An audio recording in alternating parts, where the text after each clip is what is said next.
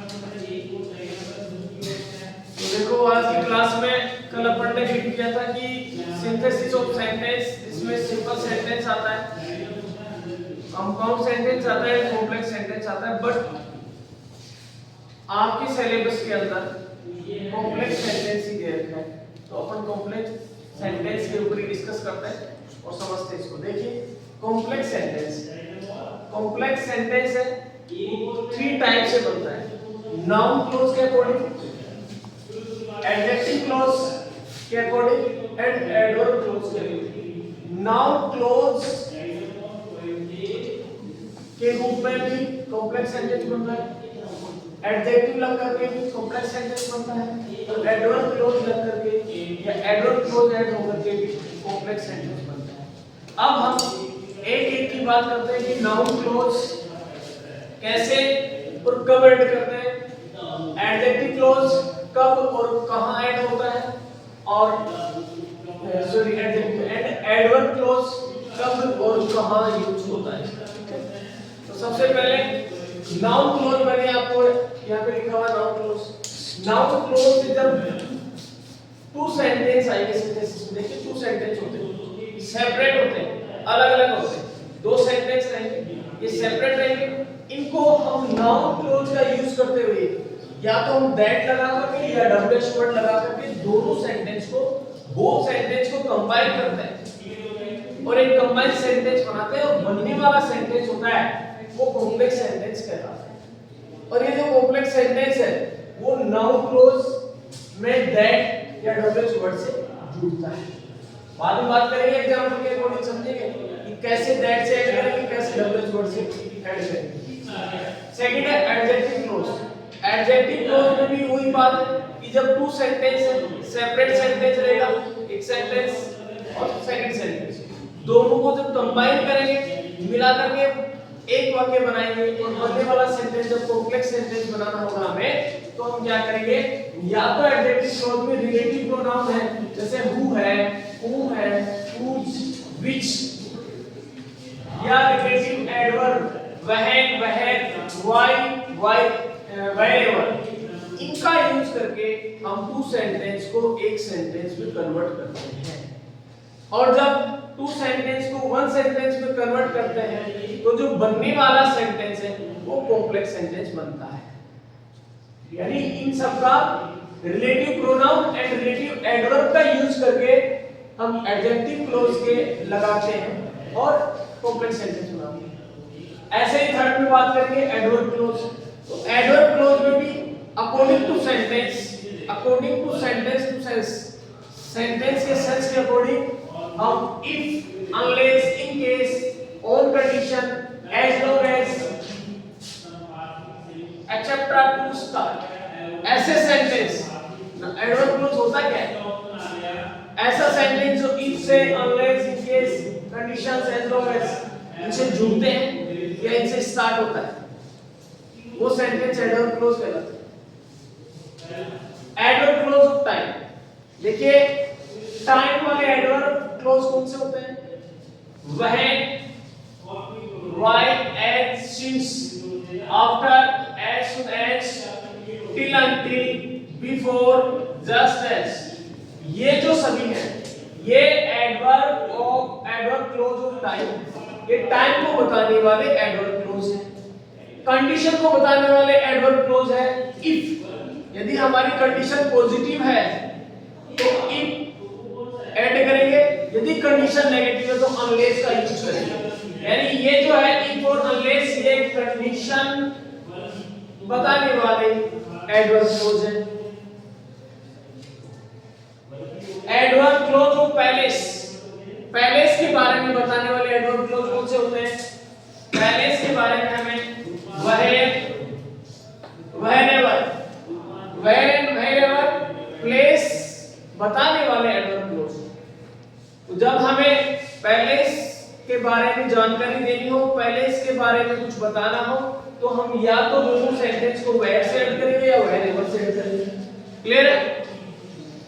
Reason, अगर two sentence separate है और उनमें रीजन हमें एक्सप्लेन करना, रीजन के बारे में हमें बताना है, रीजन के बारे में पूछा गया, तो हम क्या क्या करेंगे, या तो बिकॉज से ऐड करेंगे, या सिंस से ऐड करेंगे, या एज फोर से ऐड करेंगे। ये आपको ध्यान में रखना।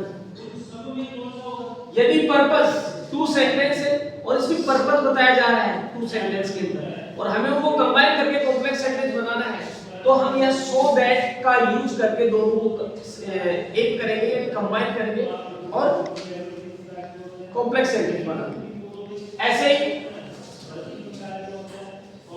कंपैरिजन, अगर तुलना की जाती है, दो सेंटेंस आपके सामने दिए हुए हैं और उनमें तुलना की गई, कंपैरिजन किया गया है, तो हम या तो दैट का यूज करेंगे या एज का यूज करके टू सेंटेंस को सेपरेट बना देंगे।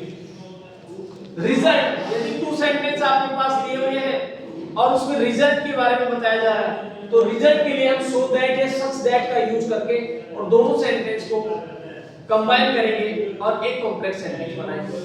क्लियर? कंसेशन, यदि कंसेशन की बात हो दोनों सेंटेंस में जो आपके सामने दिए हुए हैं, तो हम या तो दो का यूज करेंगे या एल्डो का यूज करेंगे। दोनों का मीनिंग होता है हालांकि, इनका हिंदी मीनिंग होता है, हिंदी अर्थ होता है सॉरी हालांकि, तो इनमें दो या एल्डो का यूज करेंगे। यानी इन सब का यूज, ये जो देन है, एज है, सो दैट है, सच दैट है, दो एल्डो है, when, while, as, since, after, ये जो भी आप देख रहे हैं, ये adverb, clause, of, time, condition, where, sorry condition, reason, purpose, ये सारे एडवर्ब क्लोज और इनसे हम अकॉर्डिंग टू सेंस, दोनों सेंटेंस के सेंस को समझ करके हम जो भी इसमें सूटेबल होता है वो ये क्लोज हम इसमें ऐड करते हैं और दोनों सेंटेंस को एक सेंटेंस बनाते हैं। ऐसे ही अगर अपन बात करें एडजेक्टिव क्लोज की, तो एडजेक्टिव क्लोज मैंने आपको बताया था। नाउन क्लोज क्या होता है, किससे जुड़ करके बनता है, दोबारा से इसकी समरी देख लो। नाउन क्लोज दैट से रिप्लेस वर्ड से जोड़ेंगे, एडजेक्टिव क्लोज में रिलेटिव प्रोनाउन पे रिलेटिव एडवर्ब का यूज करके टू सेंटेंस को वन सेंटेंस में कन्वर्ट करेंगे, चेंज करेंगे। एडवर्ब क्लोज में ये जो भी एडवर्ब क्लोज है इनका यूज करते हुए हम टू सेंटेंस को एक सेंटेंस में कन्वर्ट करके और कॉम्प्लेक्स सेंटेंस बनाएंगे। अब कुछ एग्जांपल देख लीजिए, बाकी एग्जांपल अपन कल की क्लास में रीड कर लिए। देखिए एग्जांपल फर्स्ट है the earth is round, first sentence है the earth is round, second है it is known to all. अब ध्यान से समझिए कि आपको कैसे पता चलेगा कि इसमें नाउन क्लोज ऐड करना है। नाउन क्लोज जहां ऐड होगा वहां पे व्हाट का सेंस निकलेगा। देखिए अब इस सेंटेंस को अगर आपको कोई कहा जाए, को बोल के देखिए it is known to all, ये सब जानते हैं। अगर मान लीजिए आप को कोई कहे या आपसे कहा जाए ये सब जानते हैं, तो आप क्या कहेंगे, व्हाट, क्या जानते हैं, ये तो कहोगे ना, क्या जानते हैं। तो क्या जानते हैं, द अर्थ इज राउंड, पृथ्वी गोल है, ये सब जानते हैं। हम इससे क्वेश्चन करेंगे तो जब हमारा सेंस निकलेगा व्हाट, हम इससे क्वेश्चन करेंगे तो क्या सेंस निकलता है, व्हाट। तो सोच लीजिए इसमें नाउन क्लोज का यूज कीजिए, जहां पे व्हाट का सेंस निकलता है वहां पे दैट नाउन क्लोज ऐड करके टू सेंटेंस को कंबाइन करते हैं। अब दैट कहां यूज होगा, सब्जेक्ट के रूप में होगा, ऑब्जेक्ट के रूप में होगा, कहां होगा। तो देखिए it is not to all, अगर ये क्वेश्चन किया जाए या आप अगर ये बात किसी को कहो, अदर को क्या कहे, it is not to all, ये सब जानते हैं। तो आगे वाला सामने वाला आपको क्या कहेगा, व्हाट, क्या जानते हैं, ये तो पूछेगा ना। तो सेंस किसका निकल रहा है, व्हाट का।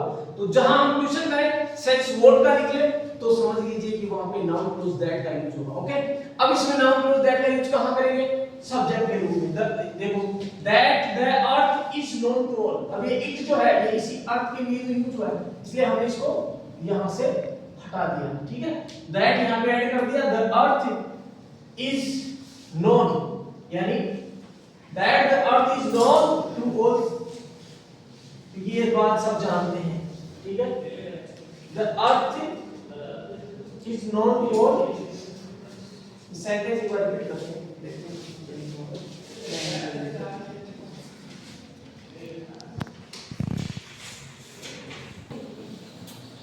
The earth is round, यहां से इसको क्लियर करते हैं। The earth is round, ये इसमें रह गया था। द अर्थ इज राउंड, फिर यहाँ पे वर्ब वापस लगा देंगे, इज नॉट ऑल।